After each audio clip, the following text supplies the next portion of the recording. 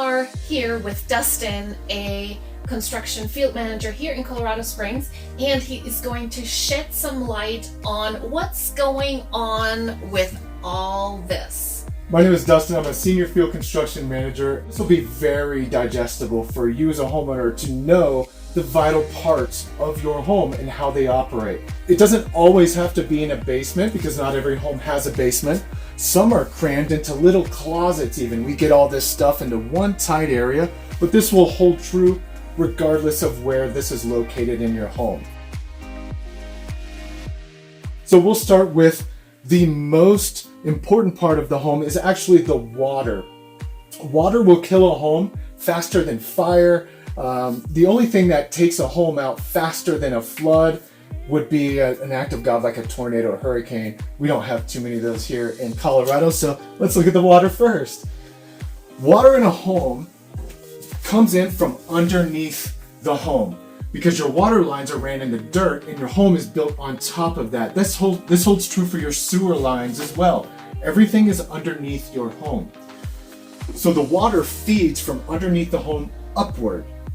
If you have a water leak in your home, that's in an inaccessible area, meaning not necessarily right at a sink, right at a toilet where there is a cutoff for that fixture, you may need to kill the water to the entire home. So you would need to come to the water service. Now, we call this a water meter housing. This is the actual meter that's installed by the utility company. It's a digital readout.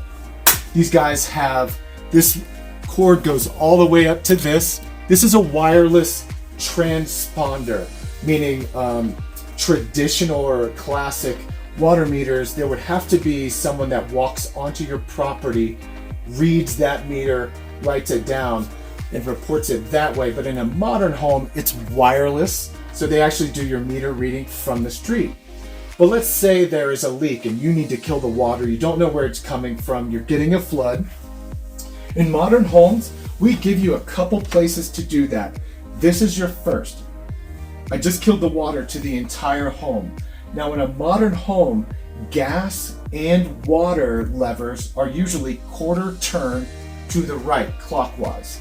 So when you're looking at it, quarter turn clockwise, I just killed the water to the entire home just now. I'm gonna turn it back on.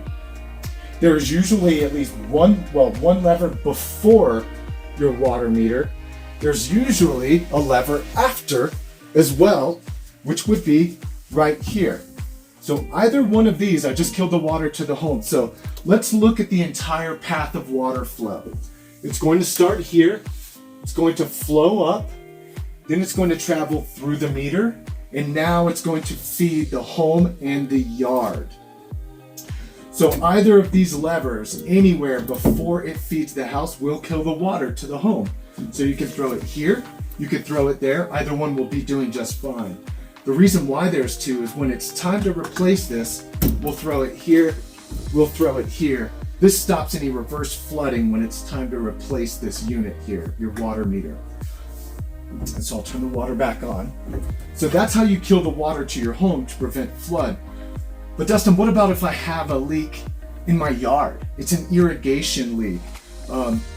There are different branches that Y off of this guy that will feed your yard. This one is actually, where is it on this one?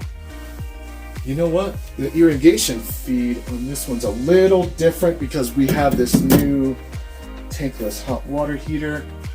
We may have just stuck that in a different place. I'll look at that for irrigation. No two homes are exactly the same, so long as it's in the home. Generally speaking, right around this area is when the water service feeds the house, and then we'll go and feed your yard. And your yard will have its own kill lever as well. And, excuse me, there's an irrigation head we'll take a look at on the outside of the home, which also is what you would want to kill to feed any floods in your yard. That's also what you want to turn off when fall comes, when it starts to be below freezing at night, to prevent any of that freezing from your water lines in your yard. So that is, generally speaking, the water, how it feeds the house and the yard. Now let's look at the generalization of your plumbing system. The first thing I look at right here is, this is a new hot water heater. We still have the plastic on it. Water heaters are the most expensive appliances, generally speaking, next to these guys here, furnaces. They're two very expensive appliances to run. Most traditional homes have the big water tank that sits on the ground. It's not necessarily this device that mounts up to the wall. On a tank versus a tankless, the only difference is the tank stores several gallons of water, usually 45 to 55 gallons. We have 75-gallon hot water tanks. This one does not store heated water. This makes it on demand.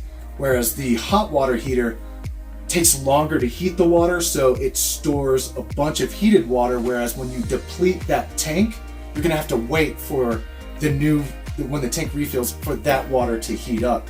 Whereas on a tankless, as soon as you turn on any hot faucet, this has a high efficiency rate of heating water to where it no longer is coming from a tank, it comes right from this guy. So, good questions.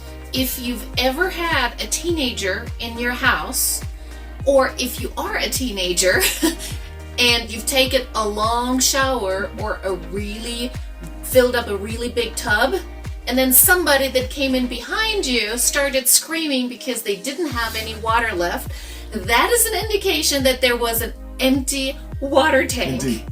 Whereas on this guy, you can have someone running a tub, someone running a sink, you could be doing laundry, all at the same time, and it will never be depleted. It's just making that amount. These are a lot more expensive, generally speaking, but they're also much more energy efficient. On this side is an energy guide sticker. It's one of these.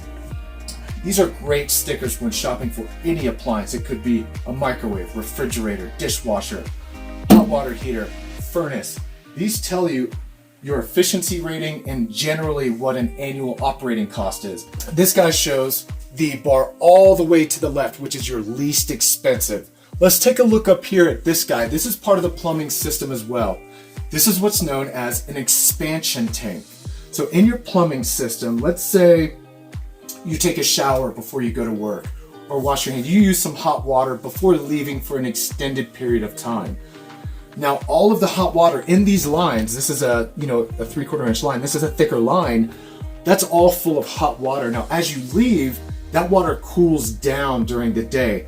As it cools, we know that hot things expand, cold things contract. As that water turns cold, it contracts this pipe, which increases the water pressure in that line. So we've all seen old cartoons and videos, you would hear the dripping faucet in an older house. The purpose of that, or the reason why that happened, is because all that hot water that was in the line got cold, the pressure increased in the hot water line, and now the only thing stopping that from bursting out of your faucets are the little O-rings in those faucets. What this tank does is take all of that excess pressure and relieve it off of your O-rings of your faucet. Takes all that built up pressure and puts it in this expansion tank so that you do get so much more life out of your faucets. You shouldn't have any leaking faucets when it comes to something like this. So this is what's known as an expansion tank. And you have these expansion tanks regardless of whether you have a tankless or a tank? Great question. Yes, ma'am. Every plumbing system in a modern home will have this. It is a code requirement on a modern home so that you do get more life out of your plumbing fixtures. So older homes may not have this. However, this is a very easy, cheap mod that you can do on a home that doesn't currently have this. Just a basic install guide of these expansion tanks that come with it, or you can obviously look it up online. These are very easy to install, and you will prolong the life of all of your plumbing fixtures by a great margin. The next system we'll be looking at would be the HVAC system of the home. This is how you heat and cool your home, regardless of your current setup in your home, because air conditioning is actually an option here in Colorado. It's not a requirement. You may not have an air conditioner. This home happens to, so we'll walk you through the ins and outs of this and the care and maintenance of this product.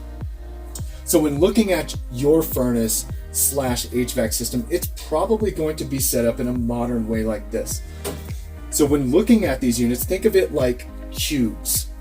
This cube does one thing, this cube does another thing, this cube does another thing.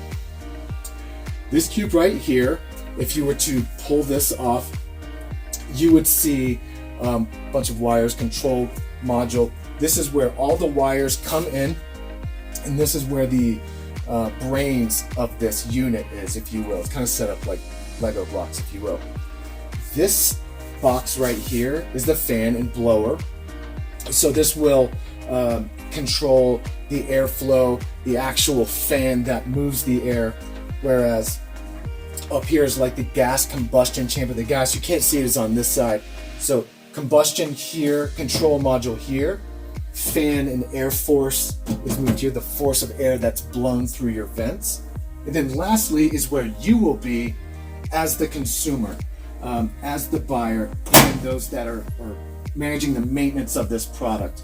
The only maintenance on one of these is to make sure it has fresh filters, free of a lot of debris.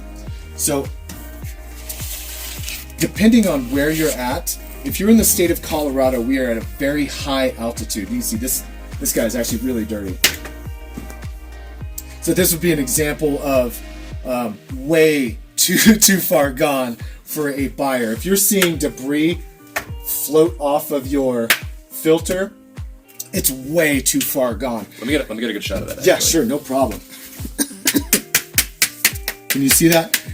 This system's not currently running at full capacity because this home is under construction. For you, as a buyer, you would want to make sure that your filters remain free of all that debris. That's the stuff that gets blown back out of your vents. So what you need to do is replace them on a regular basis. If there is a lot of airborne particulates in your area, meaning what we tell our buyers is, if I have construction going on in your general area where I'm churning up dirt, you need to replace these about once a month. Whereas if you live in an area that's very established, all the homes are already built, there's not any construction going on, about every 3 months is a good recommendation. Unless you see a lot of activity of dust in the air and things of that nature, that would be the only time you would really need to vary the actual, time between filter changes, between like 3 months to 1 month. Particles in the air every month, not a lot of particles in the air every 3 months. It's important to buy these inexpensive style filters that are very open cell that you can kind of see through, as opposed to one of the closed cell filters that are for allergens. So let's say you or someone in your family does have to have a special air filter called a wet filter, something that will decrease the amount of particulates that make its way through the unit. Due to our high altitude, our air is very thin. If you put one of those filters in a modern unit, the air won't actually move through it. You'll shut your unit down. So it's very important to use these very open cell filters, the least expensive you can buy, generally speaking. They're your best friend, but we tell you, you have to change them on a regular basis, 1 to 3 months, depending. To change the filter, if you look on these, there is usually an airflow indicator with an arrow.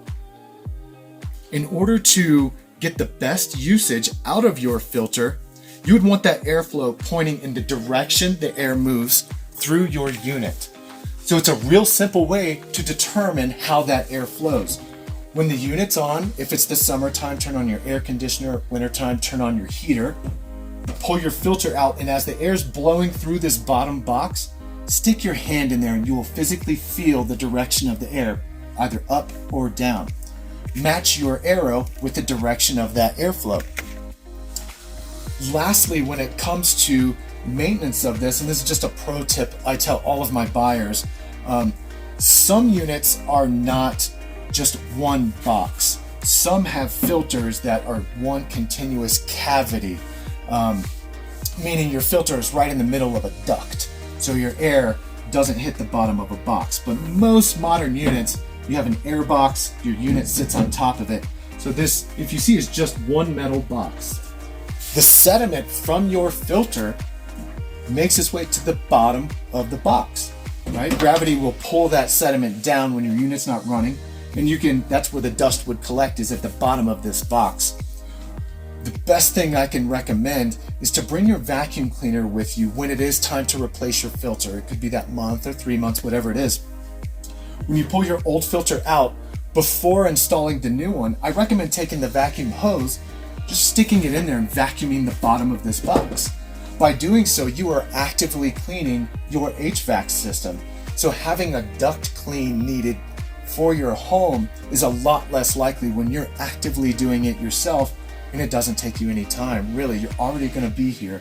You're already going to be removing this. There's usually power outlets located throughout the mechanical room or this area. The reason why there's outlets near this guy is for a service repairman to have an area for him to plug their tools in when working on this. So there will be power near this. Stick your hose in, vacuum the bottom of that. You will always have the cleanest HVAC system possible. I'm going to stick this dirty one back in. We stick in brand new filters, obviously, before any locks or closings. And click that guy Snap up. it shut. That's Yeah. it. Now, let's say something's going wrong with this and you need to find a way to turn it off. There is usually a disconnect right next to the unit somewhere. Even on older units, there's usually a disconnect, and they're in the form of a light switch. Most folks that call in say, oh man, my HVAC system's not working. Chances are they came into their mechanical area through that light switch thinking it was for an actual light, left, not realizing that it's actually a service disconnect for this. Think of this like the breaker in your breaker panel that controls the power to this. This is exactly the same. This just saves that service technician a trip to your breaker panel to turn it off. He can do it right here. We'll turn that off. He can work on your HVAC unit, put it back together, turn it back on. If for any reason you find that your HVAC system is not working for you, there's a few things you can do to check and see what's going on so that when you do reach out for help, if you do, we'll have a better idea of exactly what's going on. First thing is intake, exhaust. These things, these two pipes actually go all the way outside of the home. And you're usually, if it's a basement, these poke out of the home at ground level outside. So when you're walking around the exterior of your home, there will be two pipes coming out of the side down by your knee. One pipe comes up and it looks like a candy cane. The other pipe goes straight out or down like a reverse candy cane. This is the intake or exhaust, and this would be the intake. Yeah, the exhaust is up high, the intake is down low. Intake is pulling in cool, fresh air. Exhaust is exhausting the hot air. So they're separated from each other. Go outside. If this guy's not working, go outside and see if there's any obstructions over either of those. If there's construction in your area, could be a piece of construction debris made its way over that. If there's any debris covering either of these on the outside, it will shut the unit down to protect itself from burning up. So that's step one. Technically, no, that would be step two. Step one is to check to make sure the switch is on. That's always step one. My HVAC system's not working. Step one, did someone throw the switch on accident? Step two, you go outside and check the intake and exhaust to make sure there's no debris on this guy. You can also check your breakers on the way out there as well. But generally speaking, those are the two major things you're going to want to check that could save you a trip in the winter time to get you some help. Let's say your HVAC system's not working, you're reaching out for help. You may have been able to decipher the issue on your own and get the heat back on, especially in a day like today, it's like 17 degrees. So HVAC system, we have disconnect, filter, intake and exhaust. We'll take a look at those outside as well, so you can physically see where these guys are coming out of the home. And again, that would only be on a basement home. If your home does not have a basement, these are usually coming out of your roof. A lot of folks ask, when we look at these, they're actually just open pipes, big open pipes. Hey, wouldn't it be wise to put like a screen mesh or something on that pipe to stop any critters from making its way into my HVAC system. Bugs, critters. That is the most common question asked when looking at intake and exhaust pipes for HVAC systems. The answer to that is absolutely not. You don't want to put anything, even a wire mesh, over these. Critters don't tend to make their homes in places where there's forced moving air. So that'd be an intake or an exhaust. So you don't really have to worry about critters making homes in this system. But what you do have to worry about is a day like today with sub-freezing conditions. If you put a mesh on top of the intake or exhaust, that mesh will freeze and get icy and eventually ice over. And now you're back to step 2. You generated a block for the intake or exhaust, the unit won't work. So that could be something that someone's done, not realize that was detrimental to their system. So definitely don't want to do that. Questions on the HVAC system, guys? How about humidifiers? Humidifiers are, an HVAC system can help control, and it is generally supposed to help control the humidity of your interior space. However, that is more of a guide and not a rule. Here's what I mean. Every HVAC system is set up by a specific power rating. It has a SEER, that's something we call a SEER rating. These are just ways for us to understand how powerful this is to fill up the volume of your home. Some homes have 1,500 square feet with 8-foot ceilings. Some homes have 1,500 square feet with 10-foot ceilings. This is a much greater volume. So this is the best universal advice we can give. Not every unit is going to take all the humidity out of your air. That has to do with how long this thing runs before achieving optimal temperature that you've set. So let's say you want it 70 degrees in your home. A high efficiency unit doesn't have to run that long to get to 70 degrees. Therefore, it's not taken as much moisture out of the air, the humidity, if you will. On the flip side, if you need more humidity, these never add any, they only subtract. So these are designed to remove humidity from the atmosphere. But in Colorado, it's so dry, Dustin, what do? You can add a humidifier to this, and it's quite simple. You would tap into one of your plumbing lines. That would be this. There's a box that needs some power, which there's always going to be power near this. So you plug in or tap into the nearest outlet. And then what that does is it takes the water from your plumbing line, you tap a hole right into here, and it's just a little hose that sprays a mist inside of there, and you can control that amount of mist. If your home does have a humidifier, or if you are getting a humidifier, we set the humidity to no greater than 23% to start off with. This is for before people have moved their furniture in. We don't know how much stuff you are going to put in the home to change the volume of it. So start at 23% and then go higher or lower after you've moved in and everything's got acclimated. The reason why you don't want to go too high on humidity is because there are a lot of wood-based products inside the home, being all of your cabinet doors, your interior doors, your baseboard, most of your flooring. These are wood-based products. When increasing the humidity beyond an acceptable level, you're going to start warping all of that stuff. Your cab doors are now not going to close evenly, like the bottom will touch and not the top. You've increased the humidity too much. So you do want to keep it at a manageable level and then work from there to make sure that you do have the right amount of humidity that meets your needs, but it's also not warping any of your interior millwork, we call it. This is what we call the low volt panel. This one has a specific look to it, but in all homes, they don't necessarily need or have this box. Usually, and I'll open this guy up, you'll at least have a bunch of wires that are coiled up. This just houses all those wires to kind of keep them out of sight, out of mind, make it pretty.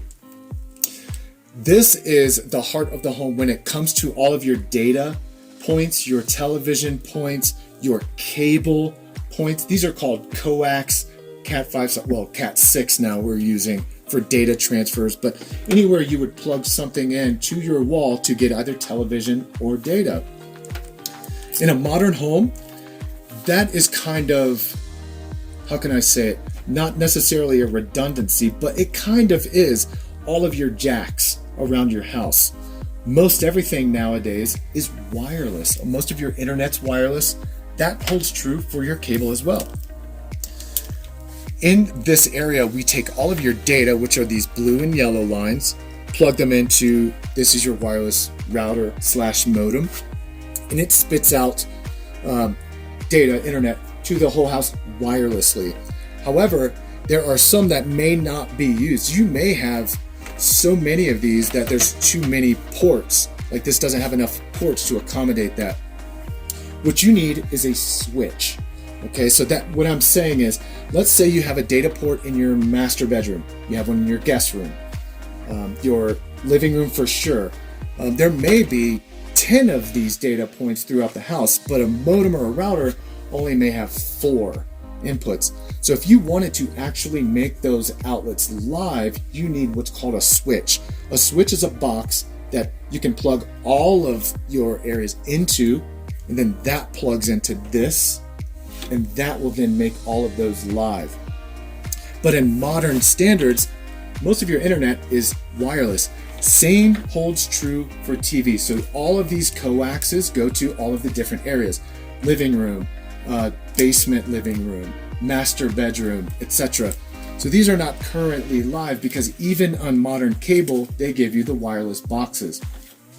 If you want to make those live, same thing, you need a cable switch to plug this into and therefore make all of those outlets live. But generally speaking, this is an area that you shouldn't have to get into so much, except for to manage that guy. Now, where every low volt, we call this our low voltage wiring, there is going to be an outlet because these devices do need power. So for you, you wouldn't have to come in here to manage cable and internet so much as it is managing your router and modem, which most of us already know how to reset and do, but there isn't any other maintenance on your cable or internet other than basically managing your router. And that's pretty much it for what we call the low volt area. This is a box, but again, your home might just have a coil of these in your mechanical room somewhere. And if you're curious, man, why do I have all those wires? They're not used, they're not going into anything. It's because in a modern house, we don't really need all the wires plugged in. Everything's almost wireless. So this is more of a redundancy on if you actually need that hardwired internet to your den, to your a specific television or something of that nature. That's what this stuff is for. This is the sump area. Now, what a sump pit is could be present on almost all basement homes, or the vast majority, but it's also present on some homes that do not have a basement. What this guy is in a modern home, there is a perimeter drain around the basement of this home. We are subterranean right now. And in a modern home, in order to prevent any of that water intrusion that older homes would have in their basements, I mean, that's actually a really popular business to have in this state, is bringing old basements to modern standards to prevent that water intrusion on an older basement. In a modern home, we've built it into the systems of the home. So what we've done is, on the exterior of the home, we've buried at the bottom of the basement walls a perimeter drain system that catches all the melting snow, rain, any water that makes its way into a basement window well. It gets caught in a piping system, if you will.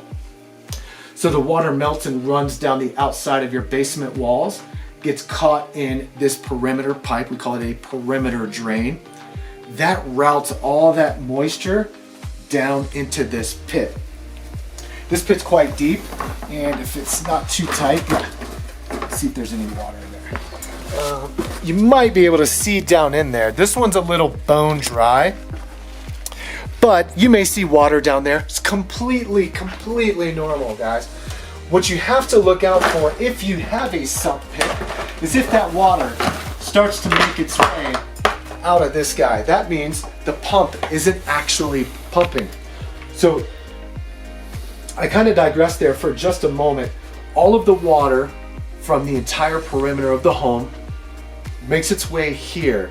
There's an electric pump in the bottom of this that then pumps all that water up and out of the home. There's actually an ejection of this own. It's called a sump pit line, ejection line, that we'll look at on the exterior of the home as well. What this guy is something that is should rarely run in most cases. It's not impossible that you have a lot of groundwater, and this guy operates a lot. If you find that this pumps a lot, and we'll look outside, basically where the pipe comes out, if you're seeing a lot of erosion under that, you have a very active sump pit. That means you have a lot of groundwater. One thing that may not come on these is an alarm. I would put an outlet alarm here, which is just a little device that plugs in between here and the outlet that alarms if there's no power to it.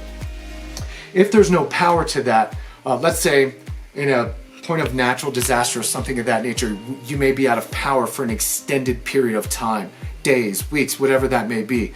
Now we know there's no power to the pump because there's no power to the home.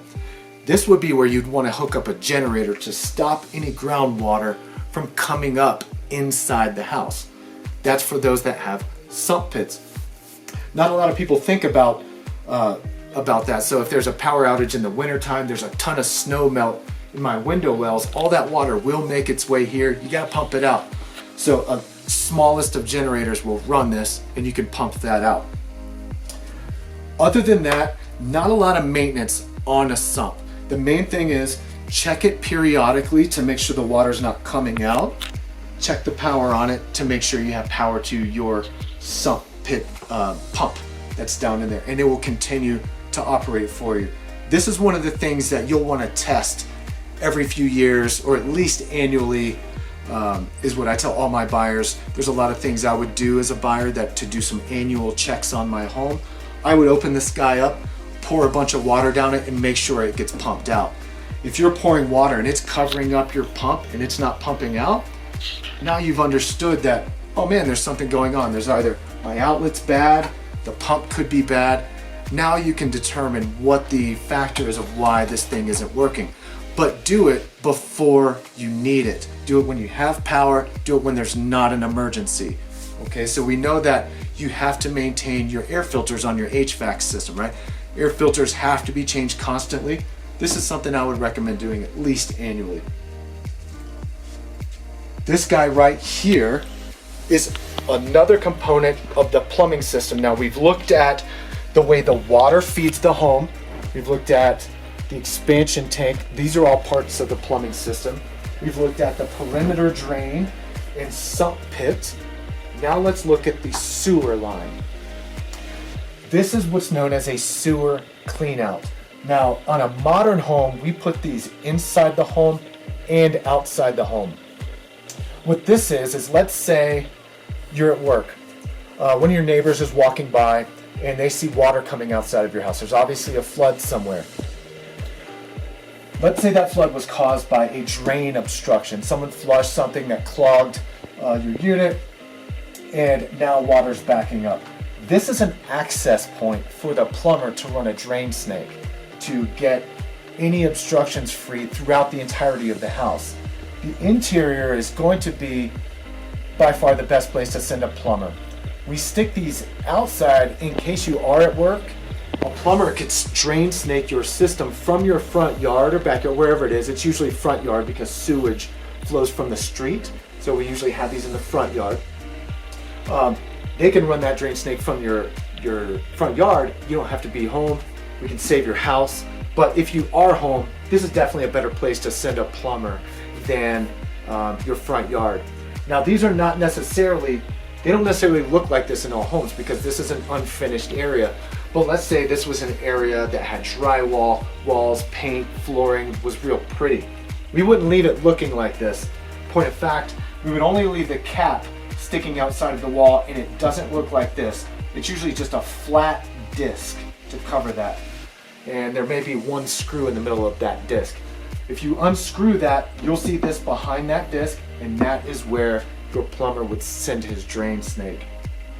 Other than that, we'll look at a couple points outside, which would be a better place to run that drain snake. Also, there's a place outside where the city can turn your water on and off. Whereas when we looked earlier, that was what you would do as a homeowner. That's where you would kill the water if there's a flood. But if you're not home to kill that water from inside your house, we'll show you an area where the city or whichever municipality controls your water can shut it off for you as well. Or if you're not paying your bill. That is the one that I don't ever tell, but yeah, from lack of payment, that's usually when they get in there. So that's it on the interior of the sewer system. Any questions, guys? So maybe more a remark. Sometimes these outlets are hidden, and I had somebody suggest to me one time to just put a nightlight in it. That's great. Nightlights are by far your best friend. I recommend nightlight on one of these outlets here is great because this outlet is just for your sump pump. It's its own circuit. The other area I would put a nightlight would be your garage, inside your garage somewhere. In garages on a modern home, the outlets inside the garage are tied into the outlets on the exterior of the home. So what do I mean by that? Let's say you're at work and the landscapers come. It's summertime, landscapers are doing work outside. They're usually your culprits that do this. They plug in high amperage, devices into your exterior outlets. It may trip a GFI, which is those little push buttons you see on the actual outlets. It says test on one, reset on another. It may trip that. Now, if they trip your exterior outlets, it's also going to trip your garage outlets inside your walls, but that also includes your opener that's in the ceiling. So if you're coming home, your landscapers tripped that GFI, you're gonna be hitting your button in your car and your garage door is not gonna be moving. You're gonna be freaking out, something serious is wrong. Man, my whole garage is dead. Completely normal. They may have tripped an outlet on the outside. We'll take a quick look on how to reset that as well, but a night light is your best friend. That's just an easy way to see, I got power. It's going right now.